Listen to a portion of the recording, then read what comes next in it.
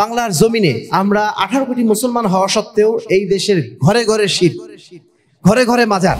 মৌলিক তিনটা বিষয় নিয়ে আমরা কথা বলবো। একটা হচ্ছে ঈমান, আর 2 নম্বর হচ্ছে আমাল সালেহাত, এবং 3 নম্বর হচ্ছে আল আখলাক। এক গ্লাস দুধের মধ্যে যদি কেউ 1 ফোঁটা প্রস্রাব ঢেলে দেয়, ওই দুধটা দুধ থাকবে?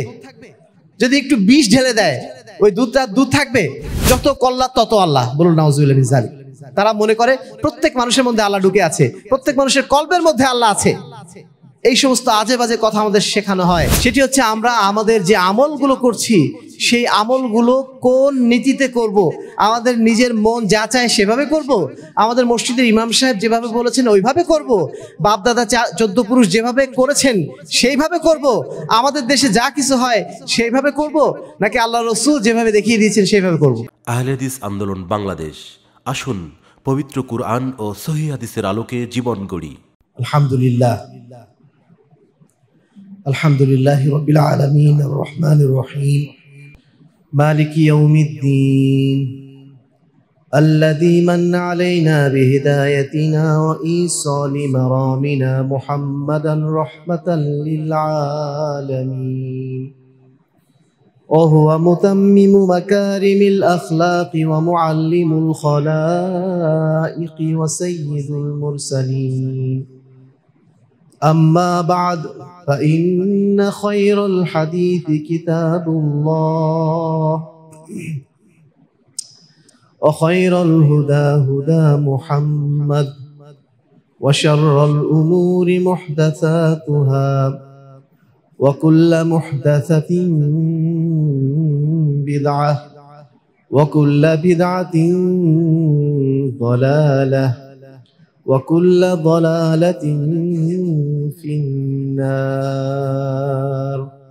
فقد قال الله تعالى في كلامه المجيد وفرقانه الحميد وسلطانه العظيم من الشيطان الرجيم.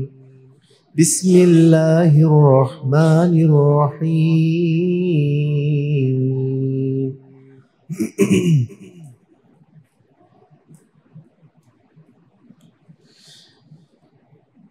فمن كان يرجو لقاء ربه فليعمل عملا صالحا ولا يشرك بعبادة ربه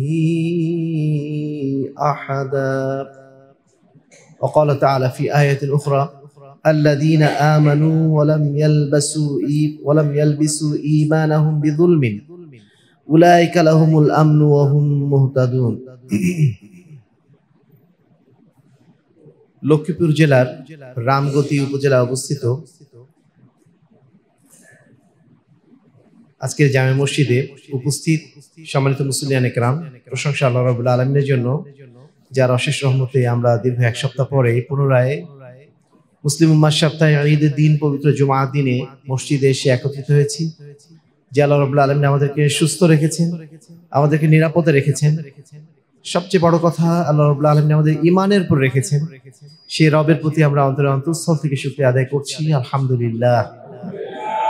দরুদ ও সালাম বর্ষিত হোক শেষ নবী আহমদ মুস্তাফা মুহাম্মদ মুস্তাফা সাল্লাল্লাহু আলাইহি ওয়াসাল্লামের প্রতি, যিনি আখিরি নবী, শেষ নবী হিসাবে আমাদের জন্য কাল কিয়ামতের ময়দানে সুপারিশকারী হবেন। সেই রাসূলের উদ্দেশ্যে আমরা সংক্ষেপে দরুদ পাঠ করছি। আল্লাহুম্মা সাল্লি আলাইহি আল্লাহুম্মা বারিক আলাইহি। সম্মানিত মুসলিয়ানে কেরাম,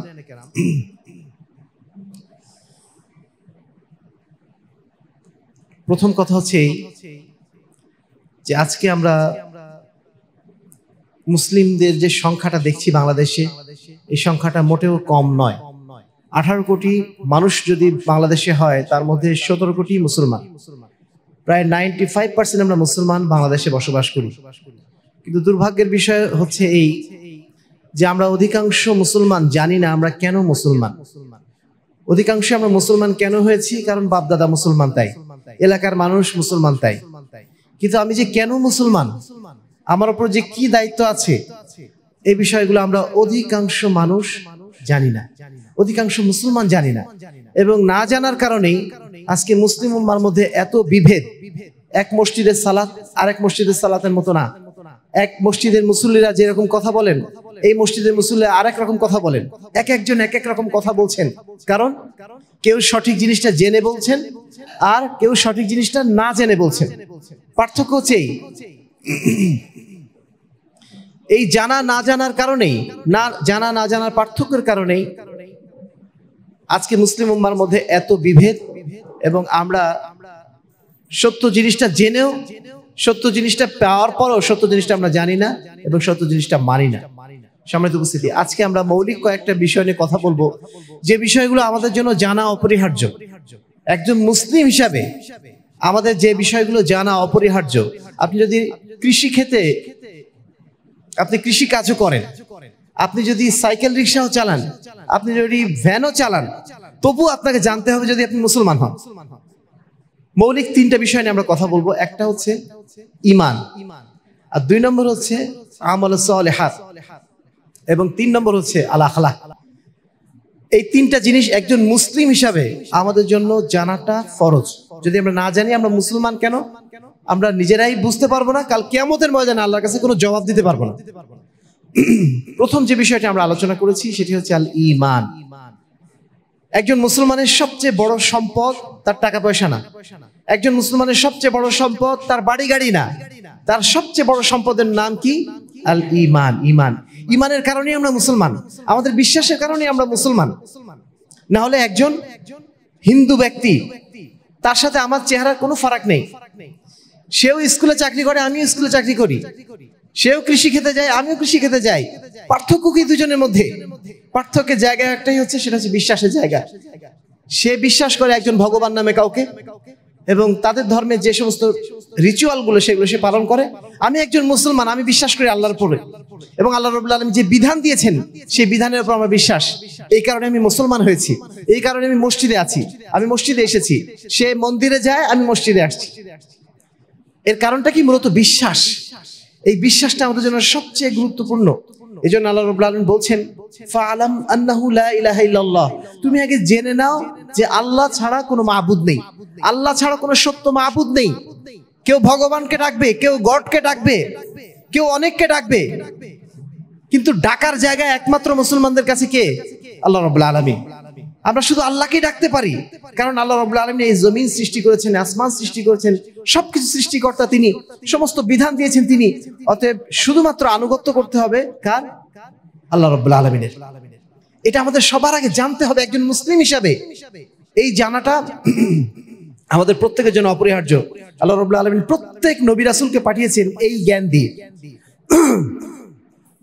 আল্লাহ বলছেন, ওয়ালাকাদ বাআসনা ফি কুল্লি উম্মাতিন রাসূলান আন ইবুদুল্লাহ ওয়াস্তানিবুত তাগুত।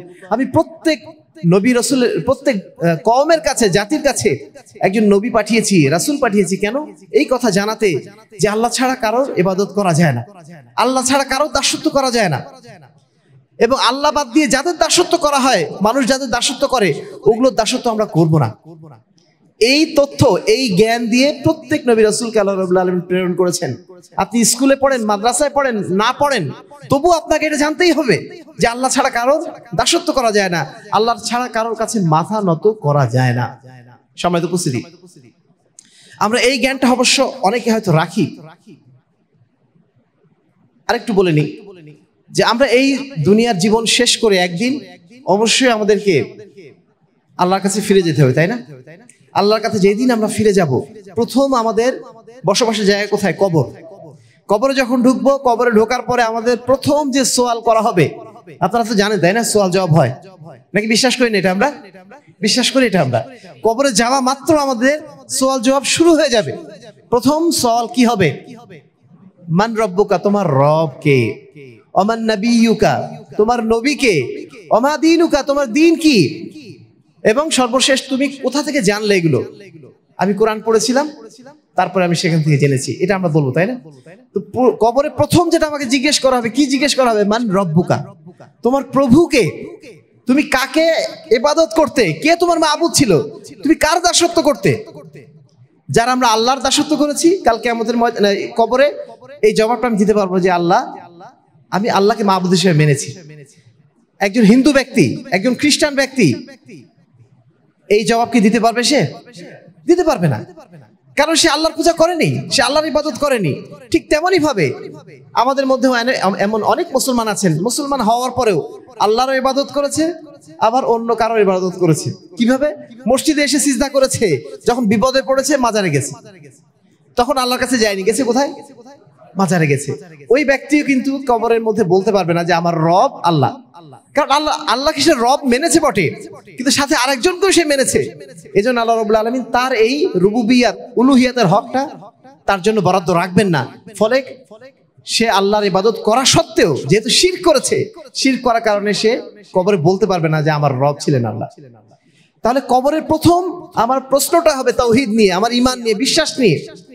তুমি কত ভালো মানুষ ছিলে এটা জিজ্ঞেস করা হবে না, তোমার কত বাড়ি গাড়ি ছিল এটা জিজ্ঞেস করা হবে না, তোমার কতজন ছেলে মেয়ে আছে এটা জিজ্ঞেস করা হবে না, তোমার বাড়ি কোথায় জিজ্ঞেস করা হবে না। প্রথম জিজ্ঞেস করা হবে তোমার রব সম্পর্কে, অর্থাৎ ঈমান নিয়ে।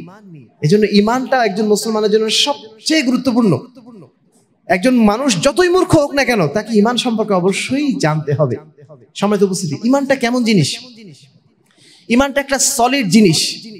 যেমন এক গ্লাস দুধের মধ্যে যদি কেউ এক ফোঁটা প্রস্রাব ঢেলে দেয়, ওই দুধটা দুধ থাকবে? যদি একটু বিষ ঢেলে দেয়, ওই দুধটা দুধ থাকবে? বিষ হয়ে যাবে। ঠিক তেমনি ঈমান হচ্ছে এমন একটা জিনিস যার মধ্যে কোনো শিরক ঢুকানো যায় না, 1 ইঞ্চি শিরক ঢুকানো যায় না। আপনি মনে করছেন আমি তো সারা জীবন আল্লাহর ইবাদত করেছি, একদিন মাত্র মাজারে গিয়েছিলাম, একদিন মাত্র ওখানে টাকা দিয়ে এসেছিলাম, এত সমস্যা কি? এত সমস্যা কেন? এক গ্লাস দুধের মধ্যে যদি 1 ফোঁটা পেশাব ঢেলে দেওয়া হয়, আপনি ওই দুধ আর খাবেন? ওখানে তো মাত্র 1 ফোঁটা পেশাব আছে, বাকি সবই তো দুধ। খাবেন না কেন? খাবেন না কারণ এই নোংরা জিনিসটা ওটা পুরা গ্লাসের মধ্যে প্রভাব বিস্তার করে। ঠিক তেমনি শিরক যে ব্যক্তি করেছে, সারা জীবন সে আল্লাহর ইবাদত হয়তো করেছে, একদিন সে শিরক করেছে, ওই একদিনের শিরকের কারণে সমস্ত তাওহীদ সব আউট হয়ে গেছে। এজন্য আল্লাহ বলছেন আল্লাযীনা আমানু, যারা ঈমান এনেছে, ওয়ালাম ইয়ালবিসু ঈমানহুম বিযুলমিন উলাইকা লাহুমুল আমন, এবং ঈমানের সাথে কোনো প্রকার শিরক মিশ্রিত করেনি, তাদের জন্য রয়েছে নিরাপত্তা, তাদের জন্য রয়েছে হেদায়েত। আজকে আমরা সূরা কাহফ পড়েছি, তাই না? অনেকে জুমার দিন সূরা কাহফ পড়া কি সুন্নত? সেই সূরা কাহফের একদম শেষ আয়াত আল্লাহ বলছেন ফামান কানা ইয়ারজু লিকা রাব্বি ফালিয়ামাল আমালান সালিহা। যে ব্যক্তি আল্লাহর সাথে সাক্ষাৎ করতে চায়, যে ব্যক্তি আল্লাহর সাথে সাক্ষাৎ করতে চায়, আমরা সবাইকে আল্লাহর সাথে সাক্ষাৎ করতে চাই না একদিন? ইনশাআল্লাহ মৃত্যুর পর আমরা প্রত্যেকেই চাই যে আমরা আমাদের প্রথম সাক্ষাৎ যেন আল্লাহর সাথে হয়। এই স্বপ্ন আমাদের প্রত্যেকের আছে, কিন্তু এই স্বপ্ন পূরণের জন্য 2টা কাজ দরকার। একটা হচ্ছে ফালিয়ামাল আমালান সালিহা, সে যেন সৎ আমল করে, ভালো কাজ করে, তারপরে ওয়ালা ইউশরিক বিইবাদাতি রাব্বি আহাদা, ভালো কাজ করার সাথে সাথে সে যেন আল্লাহর ইবাদতে অন্য কাউকে শরীক না করে। শুধু ভালো কাজ করলাম, আমি মনে করছি আমি তো অনেক বড় আমলদার, আমার মাথায় অনেক বড় টুপি থাকে, 5 ওয়াক্ত সালাত তো মসজিদে পড়ি, কিন্তু আমি যখন শিরক করে বসে থাকবো, যখন শিরক করব, তখন ওই ইবাদতগুলো, ওই ভালো কাজগুলো আল্লাহর কাছে কিছুই আর কবুল হবে না। আল্লাহ বলছেন লা ইন আশরাকতা লা ইয়াহবাতান্না আমালু, হে মুহাম্মদ, আপনিও যদি আল্লাহর সাথে কাউকে শরীক করেন, আপনার সমস্ত আমল বাতিল হয়ে যাবে, কোনো আমল আল্লাহর কাছে কবুল হবে না। এজন্য শিরক জিনিসটা থেকে মুক্ত থাকাটা ঈমানের জন্য সবচেয়ে জরুরি বিষয়। আপনি শুধু ঈমান আনলেই হবে না, ঈমানের সাথে শিরক থেকে মুক্ত থাকতে হবে। এটাকে আমরা বলি শিরক মুক্ত ঈমান। অন্য সবাই ঈমানের কথা বলে, কিন্তু শিরকের বিরুদ্ধে কথা বলে না। বাংলাদেশে অনেক বড় বড় ওলামায়ে কেরাম আছেন, বড় বড় অনেক বক্তা আছেন, বক্তারা বক্তব্য দিচ্ছেন, অনেক কথা বলছেন, কিন্তু শিরকের বিরুদ্ধে দেখবেন আপনি কেউ কথা বলে না। কারণ শিরকের বিরুদ্ধে কথা বললে মানুষ আপনার কথা গ্রহণ করবে না। তাওহীদের কথা বলেন, মানুষ গ্রহণ করবে, কিন্তু যদি বলেন শিরকের কথা, তাহলে মানুষ আপনাকে আর গ্রহণ করবে না। যদি আপনি বলেন যে মাজারে যাওয়া যাবে না, সঙ্গে সঙ্গে মানুষ আপনার থেকে মুখ ফিরিয়ে নেবে। কারণ বাংলাদেশের অধিকাংশ মানুষ মাজার পূজায় বিশ্বাসী। এই দেশে 2,98,000 পীরের মাজার ছিল 1981 সালে। আজকের হিসাবে এটা কি আরো কমবে না বাড়ছে? আরো বাড়ছে। আপনার এই লক্ষ্মীপুর এলাকায় এসে তো আমরা মনে হচ্ছে শুধু মাজারেরই এলাকা। এই এলাকার মানুষ শিরকের কথা শোনেই নেই। এখানে মানুষ তাওহীদের কথা অনেকে হয়তো শোনে, তাওহীদি জনতার কথা শোনে, কিন্তু শিরকের বিরুদ্ধে কোনো কথা আমরা কিন্তু শুনি না এখানে, তাই না? আমাদের মসজিদগুলোতে খুতবা হয় বটে, শিরকের বিরুদ্ধে কেউ কথা বলে না। সম্মানিত উপস্থিতি, ইমানের সাথে শিরক মিশ্রিত হওয়ার কারণে কি কি ভুলগুলো আমরা সাধারণত করে ফেলি। প্রথম যে ভুলটা আমরা করে থাকি,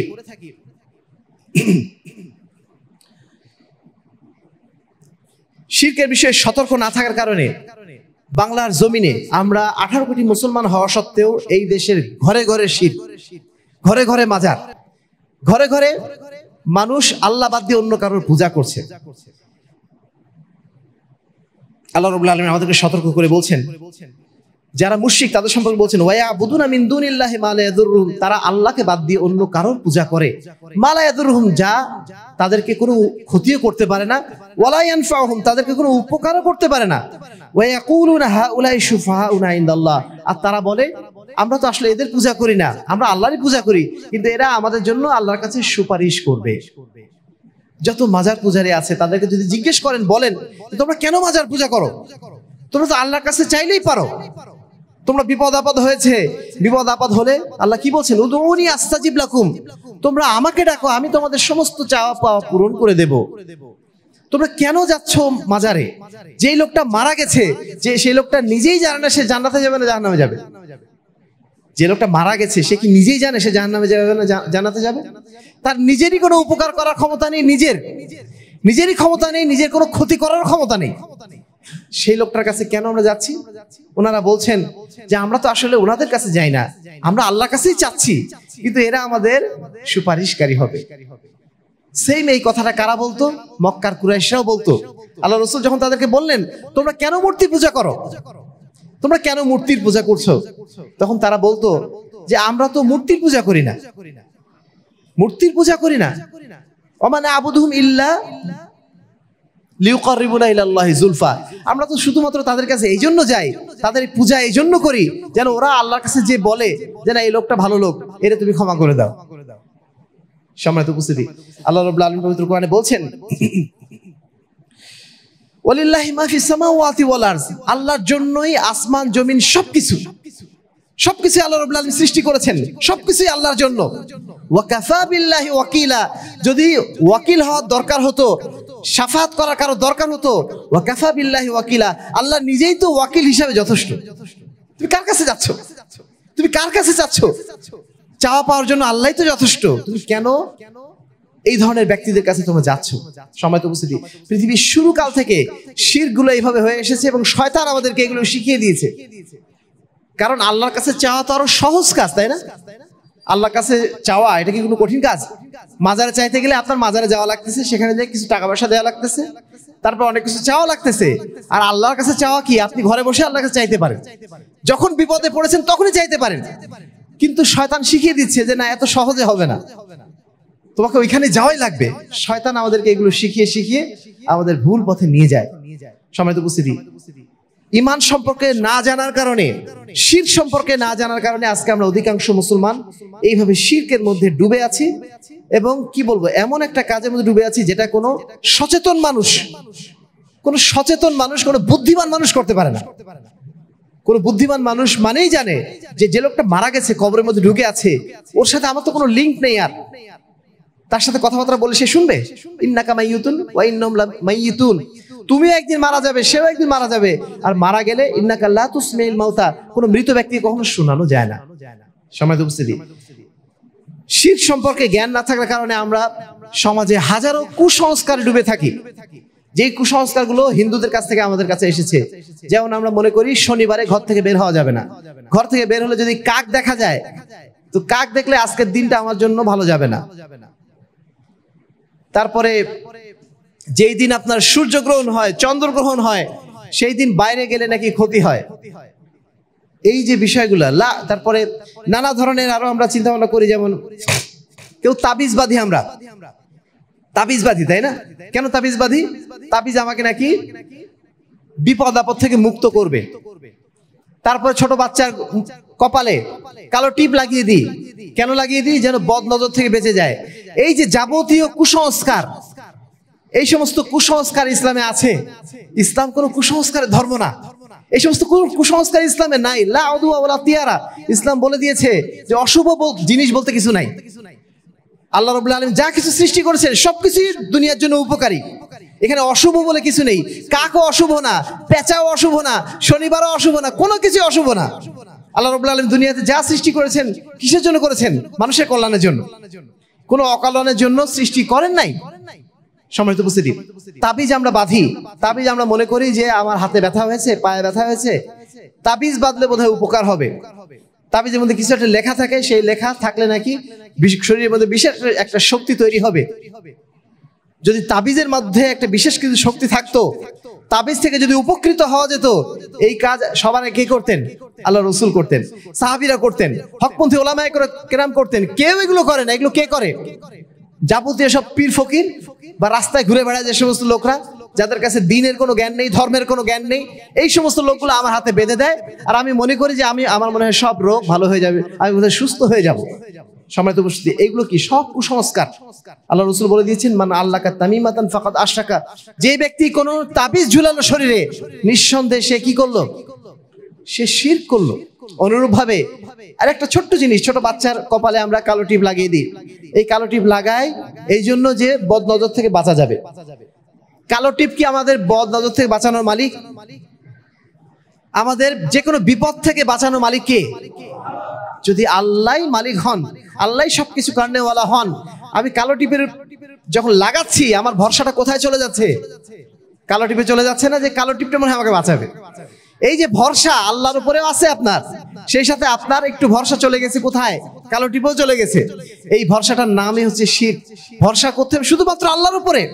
কালো টিপ দিয়ে কখনো বদনজর থেকে বাঁচা যায় না। বদনজর থেকে বাঁচতে চাইলে আল্লাহর কাছে দোয়া করেন। আল্লাহ রাব্বুল আলামিন তার রাসূলের মাধ্যম দিয়ে কিছু রুকিয়া শিখিয়েছেন। পুরো কোরআনটাকে বলা হয়েছে শিফা। আপনি সূরা ফাতিহা পড়ে আপনার বাচ্চার গায়ে ফু দিন, ওটাই যথেষ্ট। এর বাইরে কোনো কিছু করার অনুমতি আপনাকে দেওয়া হয়নি। যাই করবেন সেটার নামই কুসংস্কার। আর কুসংস্কারে বিশ্বাস করা মানে কি? সেটা শিরক করা। সম্মানিত উপস্থিতি, ইমানের এই জ্ঞান না থাকার কারণে, তাওহীদের জ্ঞান না থাকার কারণে আজকে আমরা আল্লাহর বিধান বাদ দিয়ে মানুষের বিধান মেনে চলি। আল্লাহর বিধান বাদ দিয়ে মানুষের বিধান মেনে চলছি। আজকে আমাদের দেশের রাজনীতি, আমাদের অর্থনীতি, আমাদের বিচার নীতি, সমস্ত নীতিমালা, এই নীতিমালাগুলো কি মুসলমানদের নীতিমালা? ইসলামের নীতিমালা? এই দেশ কি ইসলামের বিধিবিধান অনুযায়ী চলে? আমরা কার বিধান মেনে চলছি? মানুষের তৈরি বিধান। মানুষ যে বিধান বানিয়ে দিয়েছে আমাদের, সেই বিধান আমরা মেনে চলছি। এই বিধানগুলো যদি আমরা বিশ্বাস করি যে না, এই বিধানগুলো আল্লাহর বিধানের চেয়ে ভালো, তাহলে ঈমান থাকবে। যদি এই বিশ্বাস না থাকে, আমাদের প্রত্যেকের কর্তব্য কি হবে? যে আল্লাহর বিধান সমাজে যেন বাস্তবায়ন হয়, সেই জন্য আমাদের চেষ্টা করতে হবে, তাই না? কেউ যদি বলে থাকে যে আমরা শরিয়া আইনে বিশ্বাসী নই, এই কথা যদি বলে, কারো ঈমান থাকবে? আমাদের অনেক রাজনৈতিক দলের নেতারা বলছে যে বাংলাদেশে শরিয়া আইন চলবে না। একজন মুসলমান হয়ে এই কথা কেউ কখনো বলতে পারে? বরং আমরা সবাই কি বলবো? আমরা ইসলামী শরিয়া যে আইন দিয়েছে, আল্লাহ যে বিধান দিয়েছে, সেই বিধানই সমাজে চাই। এই কথা আমরা সবাই বলবো না? বলবো কখন? যখন আমাদের তাওহীদের জ্ঞান থাকবে। আমরা যখন জানবো আমাদের সৃষ্টিকর্তা একমাত্র আল্লাহ, তার বিধান অনুযায়ী সবকিছু চলবে। যখন আমরা জানবো তখনই তো আমরা দাবি করতে পারবো। আর না হলে মনে করবো যা চলছে চলছে, চলুক। এই যে রাজনীতি বর্তমানে আমাদের চলছে, এই যে ভোটের রাজনীতি, এই রাজনীতি কি ইসলামের রাজনীতি? আল্লাহ রাব্বুল আলামিন এই রাজনীতি আমাদের শিখিয়েছেন? আল্লাহ রাসূল আমাদের এই রাজনীতি শিখিয়েছেন? আল্লাহ রাসূল সাল্লাল্লাহু আলাইহি ওয়াসাল্লামের যুগে এরকম ভোটাভুটি ছিল? ভোট নিয়ে মারামারি, কে নেতা হবে, এইসব নিয়ে মারামারি ছিল? অমুক ভাইয়ের চরিত্র ফুলের মতো পবিত্র, এইরকম কথাবার্তা আমরা শুনতাম না। আল্লাহ রাসূলের যুগে কিভাবে নির্বাচন হতো? নির্বাচন হতো এইভাবে, সমাজের সবচেয়ে যে গুণী ব্যক্তিটা, সেই ব্যক্তিটাকে সিলেক্ট করা হতো। কারা সিলেক্ট করতো? যারা গ্রামের মুরব্বিয়ানে কেরাম, যারা গ্রামের মানে জ্ঞানী ব্যক্তি, সচেতন ব্যক্তি, তারাই ভাবতেন, তারাই বসতেন যে এই গ্রামের সবচেয়ে উপযুক্ত ব্যক্তি কে হবে নেতৃত্ব দেওয়ার জন্য, তাকে তারা নেতা হিসেবে বানাতেন। এইভাবে নেতা নির্বাচন হতো। নেতা নিয়ে এখানে মারামারি হতো না। অমুক হবে তমুক হবে, তার একটা দল আছে, আমার একটা দল আছে, পরস্পর মারামারি হবে, কে যেতে সে হবে আপনার নেতা। এই সমস্ত মারামারি, কামড়া কামড়ির রাজনীতি আল্লাহ রাসূলের রাজনীতি নয়। আমরা যারা মুসলিম, আমরা চাইবো আল্লাহ রাসূলের রাজনীতি। কারণ আল্লাহ রাব্বুল আলামিনের বিধানের মধ্যেই রয়েছে কল্যাণ। সেই বিধানের মধ্যে কোনো মারামারি নেই, সেখানে কোনো কামড়া কামড়ি নেই, নেতৃত্ব নিয়ে কোনো ঝগড়াঝাটি সেখানে নেই। যিনি যোগ্য হবেন তিনি সেখানে নেতা হবেন, যিনি আল্লাহ ভীরু হবেন, যিনি আল্লাহর বিধান অনুযায়ী দেশ চালাবেন তিনি হবেন নেতা। নেতা হওয়ার জন্য বাড়ি বাড়ি ভিক্ষা করতে হবে না যে আমাকে ভোট দেন তাহলে আমি এই করব সেই করব। এই সমস্ত তোষামোদের রাজনীতি ইসলামে নাই। সম্মানিত উপস্থিতি, আমরা যারা মুসলিম আমরা সবসময় এটাই কামনা করি যে আমাদের বিচার নীতি, আজকে যে আমরা আদালতে যাই, আদালতে যে আইনগুলো রয়েছে, যে বিধানগুলো রয়েছে, এগুলো কি ইসলামী আইন, ইসলামী বিধান? একটা ছোট্ট জমির মামলা ঠিকঠাক হতে 30 বছর 40 বছর চলে যায়। জমি জমার কোনো মামলা 20-30 বছরের আগে শেষ হয় না। কেন হচ্ছে না? কারণ এই যে আইন, এই আইনগুলো কার আইন? পশ্চিমাদের আইন, ব্রিটিশদের আইন। এই আইনগুলো মানুষের মানে যারা অপরাধী তাদেরকে বরং রক্ষা করে, আর যারা নিরপরাধ তাদেরকে বরং জেলখানায় রাখে। আপনি জেলখানায় আজকে যেয়ে দেখেন, যারা আজকে জেলখানায় আটক অবস্থায় রয়েছে এই মানুষগুলোর মধ্যে অর্ধেকের বেশি তারা নিরপরাধ। অপরাধী আছে অল্প কিছু, কিন্তু অধিকাংশই তারা নিরাপদ। যারা নিরপরাধ, যারা অপরাধী, তারা অপরাধ করার সময় জেনে শুনে যায় কিভাবে অপরাধ করলে আইনের ফাঁকফোকর থেকে বাঁচা যাবে। আইনের যে ফাঁকফোকরগুলো সব তাদের জানা। ব্রিটিশ আইনটা মূলত যারা আপনার অপরাধী তাদের সেভ করার জন্যই বানানো হয়েছে।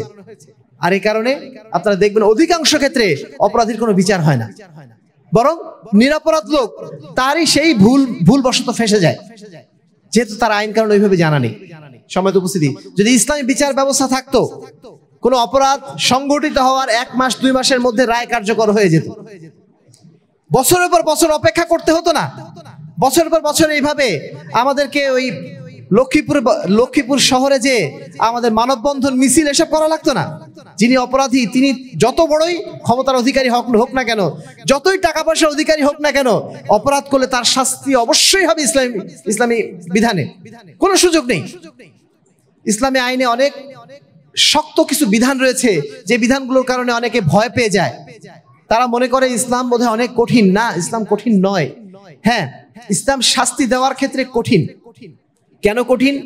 একটা শাস্তি যদি ইসলামে দেওয়া হয়, ধরেন এই গ্রামের মধ্যে যদি একজন ব্যক্তি চুরি করে, ওই ব্যক্তির যদি হাতটা কেটে দেওয়া হয় মসজিদের সামনে এসে সবার সামনে, ওই গ্রামে আর চোর বলে কিছু থাকবে?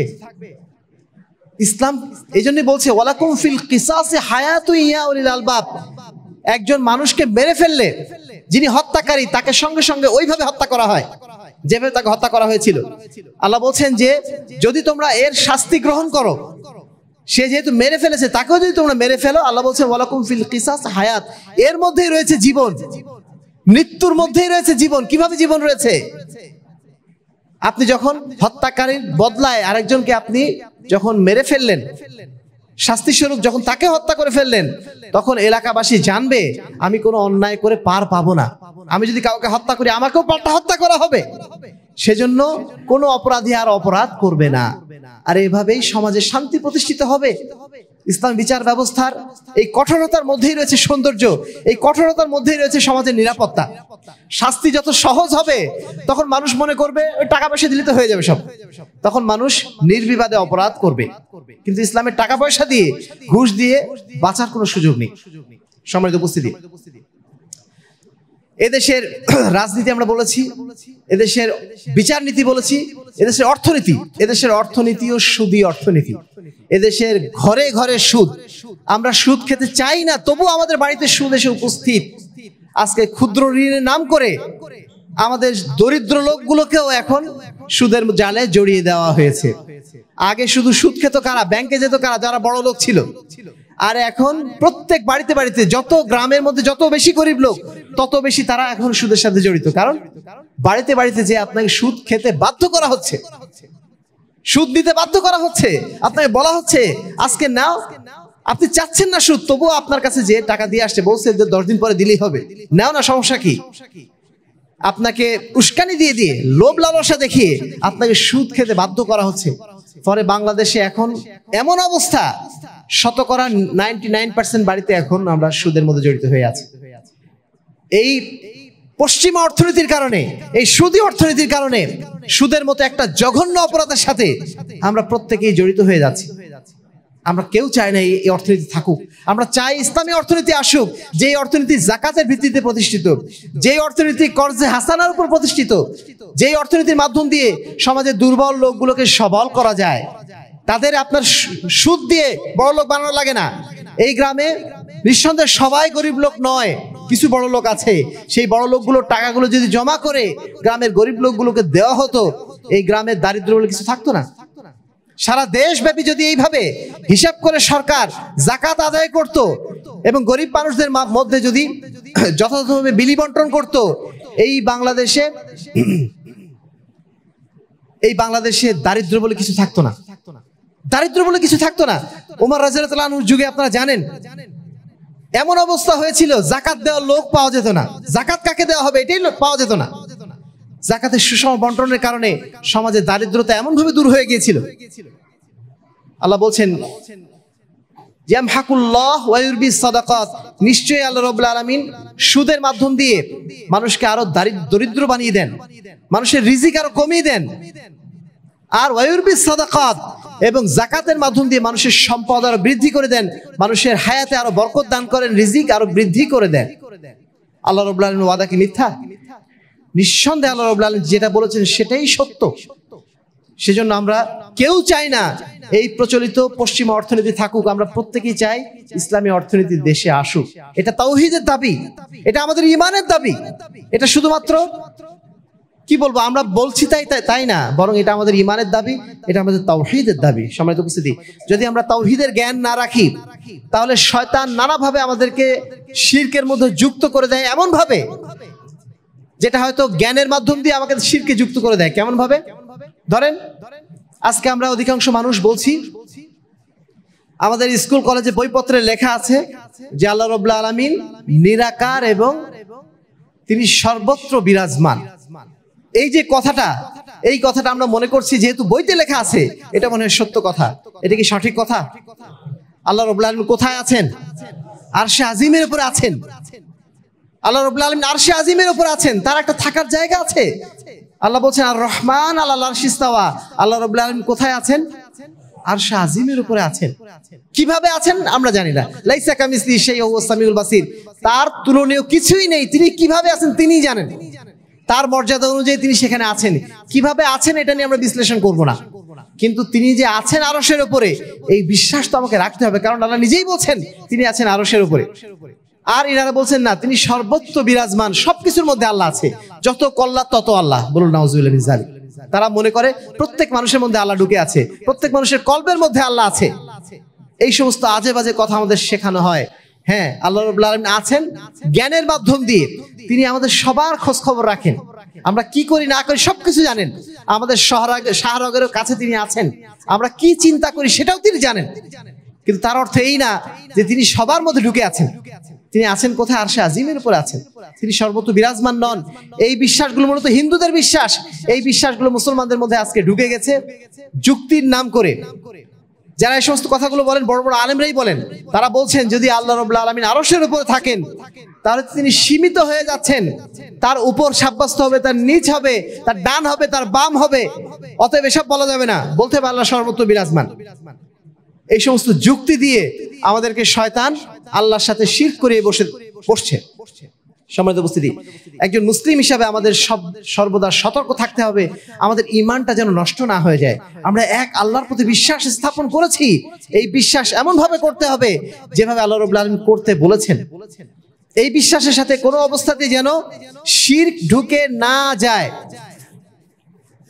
কোনো অবস্থাতেই যেন শিরক প্রবেশ না করে, এ বিষয়ে আমাদের সর্বদা সতর্ক থাকতে হবে। কোনো বিপদ যত বড়ই হোক না কেন, আমরা কোনো অবস্থাতেই মাজারে যাব না, কোনো অবস্থাতেই আল্লাহ বাদ দিয়ে অন্য কারো কাছে আমরা চাইবো না। আমরা যত বড় রাজনীতি ব্যক্তি এখানে আসুন না কেন, যত বড় অর্থনৈতিক ব্যক্তি এখানে আসুন না কেন, যত বড় জাজ আসুক না কেন, সবার কাছে আমরা এক কথায় দাবি করব যে আমাদের রাজনীতি যেন ইসলামী রাজনীতি হয়, আমাদের রাজনীতি যেন আল্লাহ দেওয়া রাজনীতি হয়, আমাদের অর্থনীতি যেন আল্লাহ দেওয়া অর্থনীতি হয়, আমাদের বিচার নীতি যেন আল্লাহ দেওয়া বিচার নীতি হয়। প্রত্যেকের কথা হবে আমাদের এটাই, যদি আমরা প্রকৃত অর্থে ঈমানদার হয়ে থাকি, প্রকৃত অর্থে যদি আমরা তাওহীদবাদী হয়ে থাকি। সম্মানিত উপস্থিতি, দ্বিতীয় যে বিষয়ে আমাদের জ্ঞান প্রয়োজন, সেটি হচ্ছে আমরা আমাদের যে আমলগুলো করছি সেই আমলগুলো কোন নীতিতে করব, আমাদের নিজের মন যা চায় সেভাবে করব, আমাদের মসজিদের ইমাম সাহেব যেভাবে বলেছেন ওইভাবে করব, বাপদাদা 14 পুরুষ যেভাবে করেছেন সেইভাবে করব, আমাদের দেশে যা কিছু হয় সেইভাবে করব, নাকি আল্লাহ রসুল যেভাবে দেখিয়ে দিয়েছেন সেইভাবে করব। এটাই হচ্ছে আমাদের দ্বিতীয় জানার বিষয়। আমাদের প্রত্যেকটা আমল, আমাদের ইবাদত, আমাদের মুআমালাত, আমাদের মুআশারাত সবকিছু হবে আল্লাহ রাসূল সাল্লাল্লাহু আলাইহি ওয়াসাল্লামের তরিকায়। লাকাদ কানা লাকুম ফি রাসূলিল্লাহি উসওয়াতুন হাসানাহ লিমান কানা ইয়ারজুল্লাহ ওয়াল ইয়াউমিল আখির। আল্লাহ বলছেন তোমাদের জন্য আল্লাহর রাসূলের মধ্যেই রয়েছে উত্তম নমুনা, যারা তোমরা আল্লাহর সাথে সাক্ষাৎ করতে চাও এবং যাদের জন্য আখিরাত রয়েছে বা যারা আখিরাতকে বিশ্বাস করো, তাদের জন্য আল্লাহ রসুলকে অনুসরণ করাই সবচেয়ে বড় কর্তব্য। এটা কি আমরা বলি আল্লাহ রসুলের সুন্নাতকে অনুসরণ? প্রত্যেক ক্ষেত্রে আমরা আল্লাহ রসুলের সুন্নাতকে অনুসরণ করি। আল্লাহ রসুল যেভাবে করতে বলেছেন ওইভাবে আমরা করি। আমরা সালাত আদায় করবো কার তরিকায়? নাকি কোনো মাযহাবের তরিকায়? মাযহাবের যারা ইমাম ছিলেন তারা কেউ কখনো বলেননি আমার তরিকায় পড়ো। তারা প্রত্যেকেই বলেছেন সল্লু কামা রাআইতুমুনি উসাল্লি। আল্লাহ রসুলের সেই বক্তব্যই যে তোমরা সালাত সেভাবে আদায় করো যেভাবে তোমরা আমাকে সালাত আদায় করতে দেখেছো। আল্লাহ রসুল বলছেন খুযু আন্নী মানাসিকাকুম, আমাকে যেভাবে হজ আদায় করতে দেখেছো তোমরা ওইভাবে হজ পালন করো। প্রত্যেক ইমাম আমাদের বলে গিয়েছেন ইজা সাহহাল হাদিস ফাহুয়া মাযহাবি, যখনই কোনো বিষয়ে সহিহ হাদিস পেয়ে যাবে জেনে রেখো ওটাই আমাদের মাযহাব। প্রত্যেক বিষয়ে সঠিক জিনিসটা জানা, সঠিক জিনিসটা মানার চেষ্টা করা, সেটাই হচ্ছে আহলে হাদিসদের মূল কর্তব্য। আমরা আহলুল হাদিসরা সমাজে কোনো ফিতনা সৃষ্টি করতে চাই না, সমাজের মধ্যে কোনো বিভ্রান্তি সৃষ্টি করতে চাই না। আমরা একটাই কথা বলি যে আল্লাহ রাসূল যেভাবে করেছেন সেভাবেই করেন। ওমা আতাকুমুর রাসূল ফাখুযুহু ওয়া মা নাহাকুম আনহু ফান্তাহু। আমার রাসূল তোমাদের কাছে যা কিছু নিয়ে এসেছেন তোমরা সেটাই করো, যেখান থেকে নিষেধ করেছেন সেখান থেকে তোমরা বিরত থাকো। এই কথা মানতে, এই কথা বুঝতে আমাদের কোনো আপত্তি আছে? যদি আপত্তি থাকে আমরা তো মুসলমানই থাকতে পারবো না। আল্লাহ বলছেন ফালিয়াহদারিল্লাযিনা ইউখালিফুনা আন আমরিহি আইয়ুসিবাহুম ফিতনা, যে ব্যক্তি আল্লাহ রাসূলের একটা নির্দেশকে অস্বীকার করবে সে যেন সতর্ক থাকে যে তার উপরে দুনিয়া এবং আখিরাতে মহা ফিতনা এসে নাজিল হবে। এই আয়াতটি সম্পর্কে একটা গল্প আছে। এইভাবে ইমাম মালিক রাহিমাহুল্লাহ একদিন তার কাছে এসে এক ব্যক্তি এসে বলছে, হে ইমাম মালিক, আমি হজের সময় তিনি বলছেন যে হজের সময় আমি ইহরাম বাঁধবো। হজের সময় ইহরাম বাঁধতে হয় না? হজ বা ওমরার সময় ইহরাম বাঁধতে হয়। আমরা যারা ওমরায় গেছি, হজে গেছি, আমরা জানি মদিনা থেকে যদি আমরা ওমরা করতে যাই কোথায় আমরা ইহরাম বাঁধি? জুলহুলাইফাতে। জুলহুলাইফা নামে একটা স্থান আছে মদিনার একটা সাইডে, ওইখানে এসে আমাকে আপনাকে ইহরাম পড়তে হয়। তো সেই ব্যক্তি বলছে, হে ইমাম মালিক, অত দূরে যে ইহরাম না পরে আমি যেহেতু মসজিদে নববীতে আছি, মসজিদে নববীতে বসে আমি ইহরামটা পরবো, এখানে আমি তালবিয়া পাঠ করা শুরু করবো। ইমাম মালিক তখন বললেন যে না, এই কাজ তুমি করো না। আল্লাহ রাসূল বলে দিয়েছেন জুলহুলাইফা থেকে ইহরাম বাঁধতে, তোমাকে ওখানে যে ইহরাম বাঁধতে হবে। তখন ওই ব্যক্তি বলছে সমস্যাটা কি? আমি তো মসজিদে নববীতে বসে আছি, জুলহুলাইফার চেয়ে আরো বেশি পবিত্র জায়গা হচ্ছে মসজিদে নববী, এখান দিয়ে ইহরাম বাঁধলে সমস্যা কি? তখন ইমাম মালিক এই আয়াতটি পাঠ করলেন। পাঠ করে বলছেন আল্লাহ রাব্বুল আলামিন নিষেধ করেছেন, তিনি বলছেন তোমরা সতর্ক থাকো যে তুমি আল্লাহ রাসূল যখন কোনো নির্দেশ দেবে সেই নির্দেশ তোমরা লঙ্ঘন করো না। যদি লঙ্ঘন করো তাহলে তোমাদের উপর ফিতনা নাজিল হবে।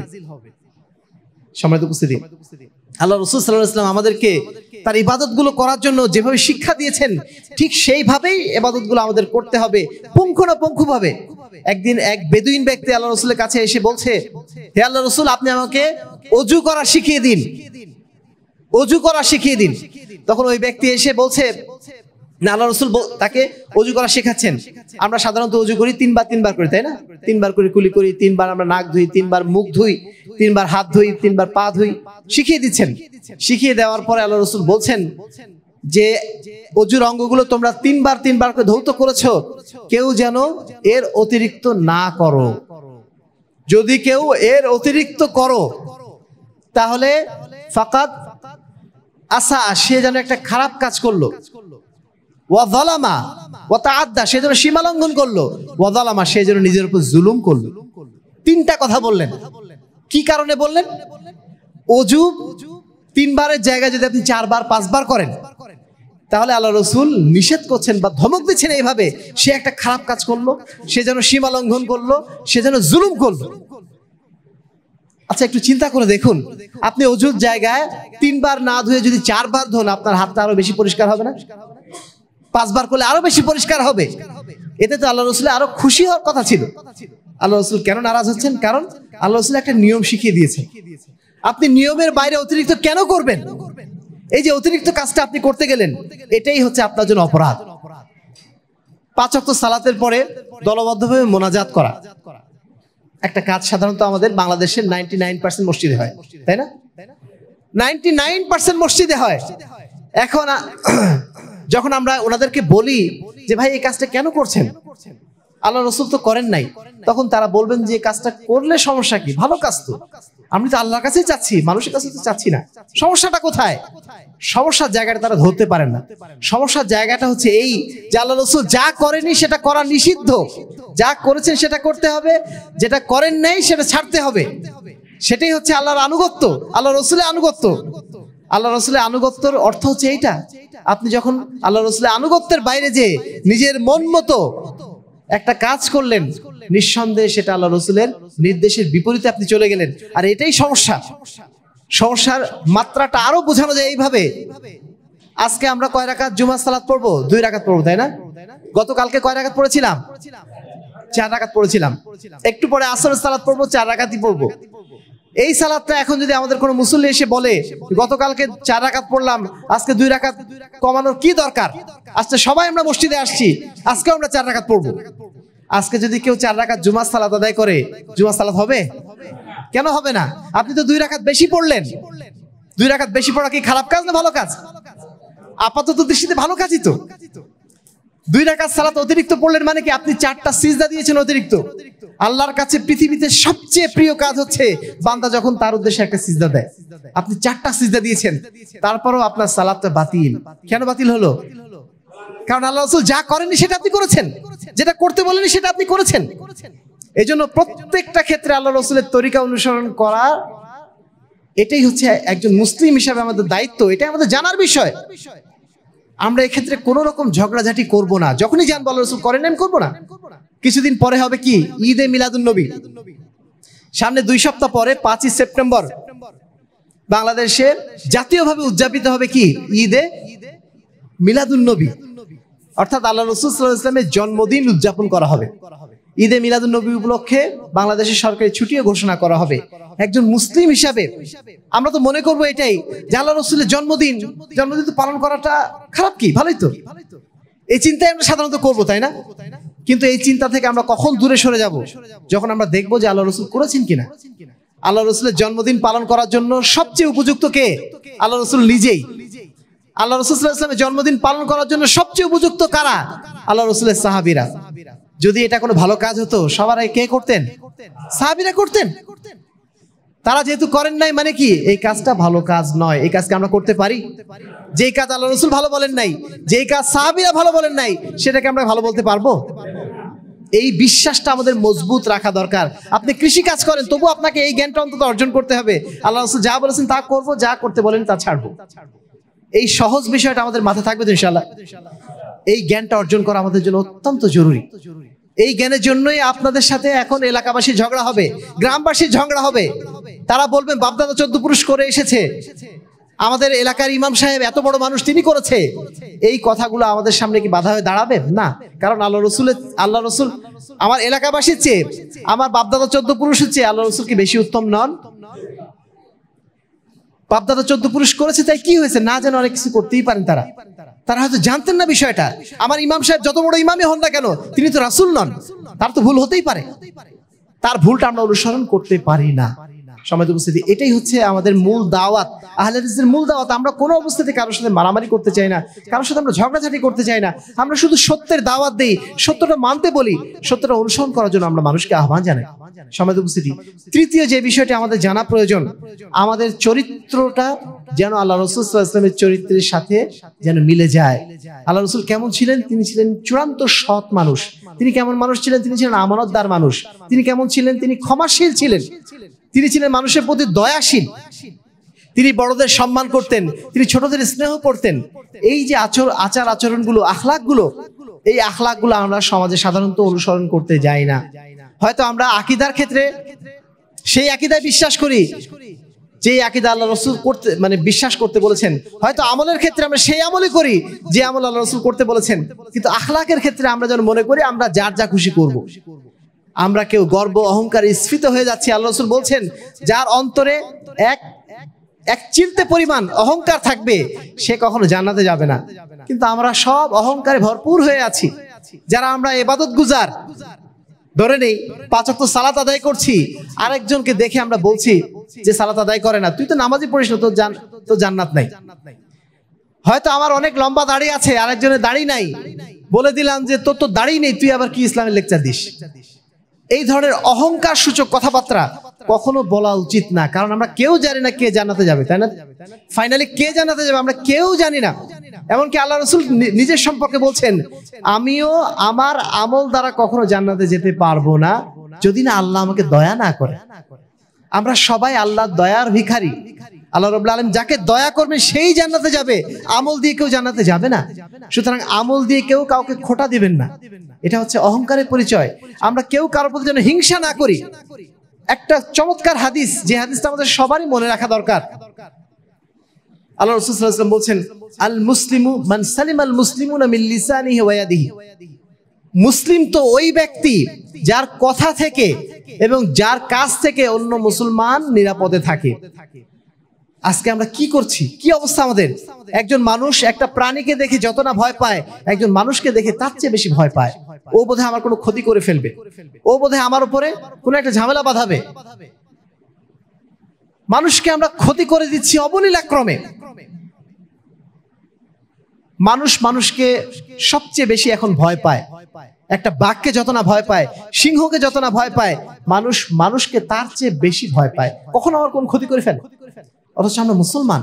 একজন মুসলমান কারোর পারলে উপকার করবে, কিন্তু কখনো সে কারোর ক্ষতি করতে পারে না। তার দ্বারা একজন মানুষ সামান্য একটু ক্ষতিগ্রস্ত হোক এটা সে চাইবে না, বরং একটু উপকার হোক সেটাই সে সবসময় চাইবে। কিছুদিন আগে হাসপাতালে ছিলাম, একজন রোগীর পাশে, তার পাশে একটা হঠাৎ করে কারেন্ট চলে গেল। তার কাছে একটা চার্জার ফ্যান আছে, সেই চার্জার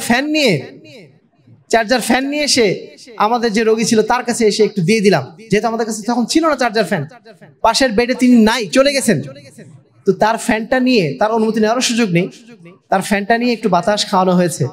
কিছুক্ষণ পর উনি এসেছেন, এসে যখন দেখছেন যে ওই বেডে নিয়ে চলে গেছে, তখন নিজে ওই বেড থেকে ফ্যানটা নিয়ে এসে বন্ধ করে চুপচাপ বসে আছে। মানে ওই যে ফ্যানটা দিয়ে যে একটু বাতাস খাচ্ছে আরেকজন রোগী, এইটা তার সহ্য হচ্ছে না। নিজের কাছে নিয়ে যাচ্ছে, নিজেও বাতাস খাচ্ছে না, নিজেও ফ্যানের সুইচটা অফ করে দিয়ে বসে আছে। তার মানে কি, মানুষের একটু উপকার হোক এটা তার অন্তর চায় না। মানুষের উপকার করলে তার বরং আল্লাহ রাব্বুল আলামিনের পক্ষ থেকে রহমত নামতো তার উপরে। এইটুকু সামান্য উপকার সে করলো না।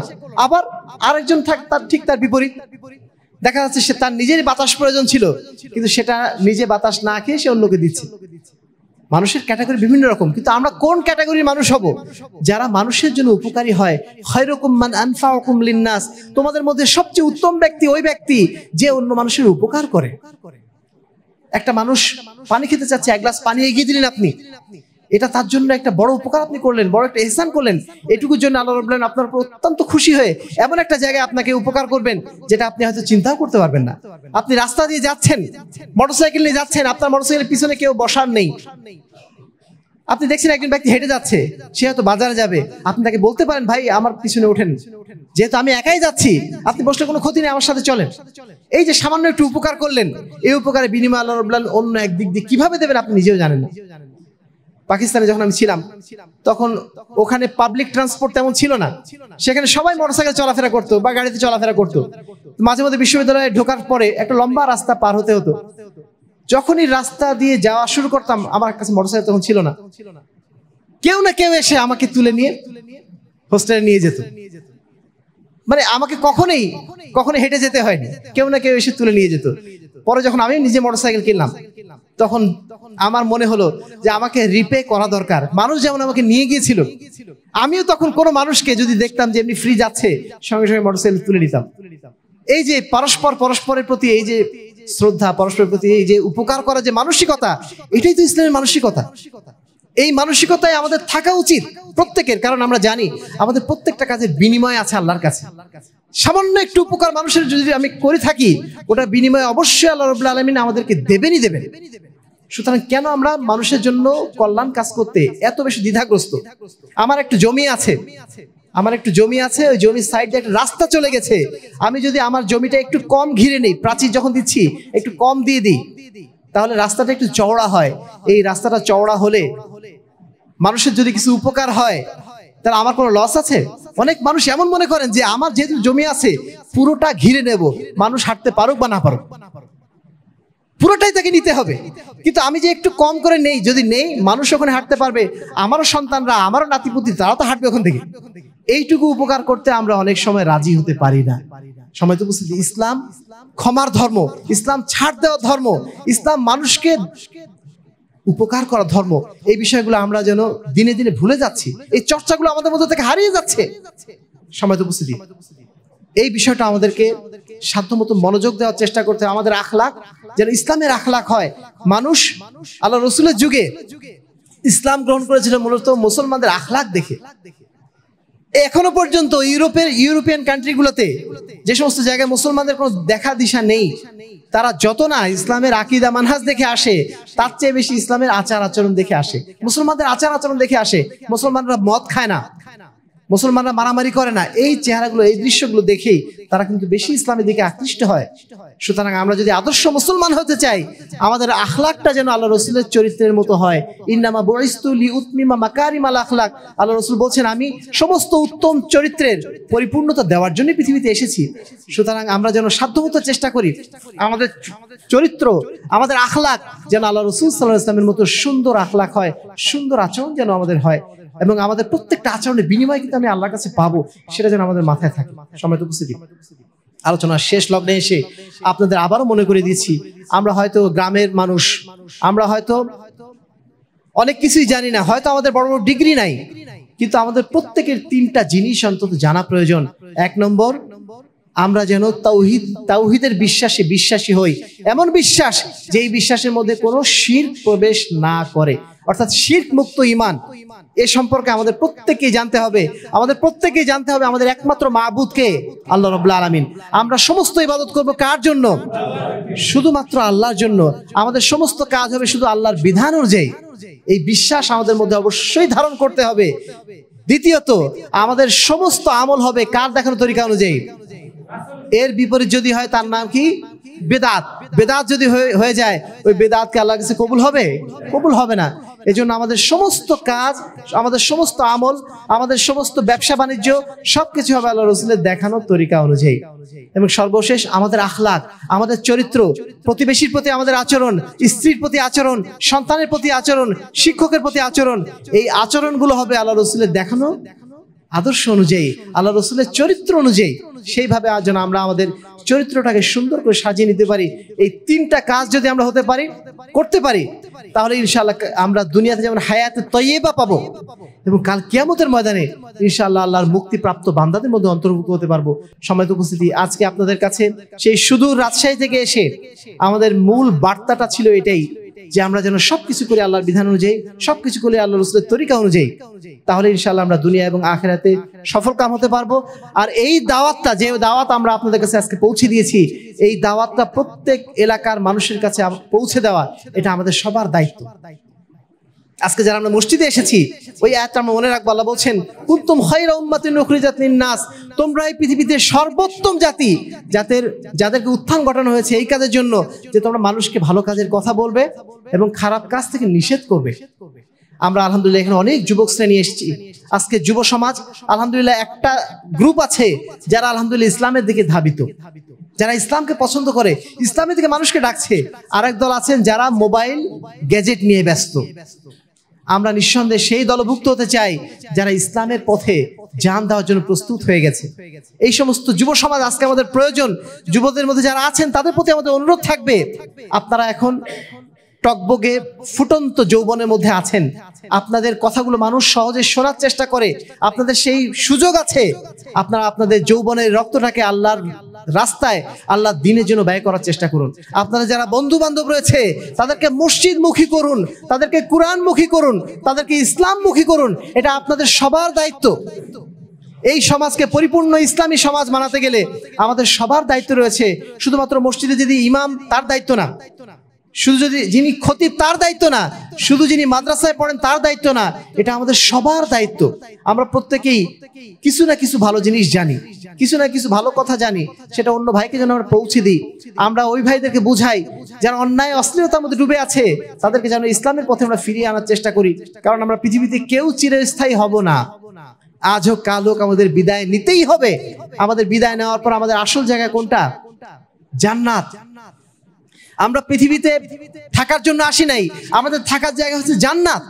এজন্য এই পৃথিবীর আমাদের বাসস্থানকে, গাড়ি বাড়িকে বেশি সুন্দর করা, এটা আমাদের বিশেষ জরুরত নেই। আপনি যদি কক্সবাজারে বেড়াতে যান, কক্সবাজারে বেড়াতে যে আপনি ওখানে নিজের জন্য কোনো বাড়িঘর করার চিন্তা করেন? কেন করেন না? এই জন্য চিন্তা করেন না কারণ আপনি ওখানে বেশি দিন থাকবেন না, 3 দিন 4 দিন থাকবেন। যে কোনো এক জায়গায় কাটিয়ে দিলেই হয়ে গেল, যে কোনো একভাবে খেয়ে দিয়ে পার করে দিলেই হয়ে গেল। ঠিক তেমনই দুনিয়াটা এমন একটা জায়গা যেটা অস্থায়ী জায়গা। কুন ফিদ দুনিয়া কান্নাকা গরিবুন আও আবির সাবিল, আল্লাহ রাসূল বলছেন তুমি দুনিয়াতে এমন ভাবে বসবাস করো যেন তুমি এখানে আগন্তুক হিসেবে এসেছো, তুমি যেন এখানে পথিক হিসেবে এসেছো, কিছুদিন আসো তারপর আবার চলে যাবে। এজন্য যেন আমরা চেষ্টা করি সাধ্যমতো 5 ওয়াক্ত সালাত মসজিদে আদায় করার জন্য।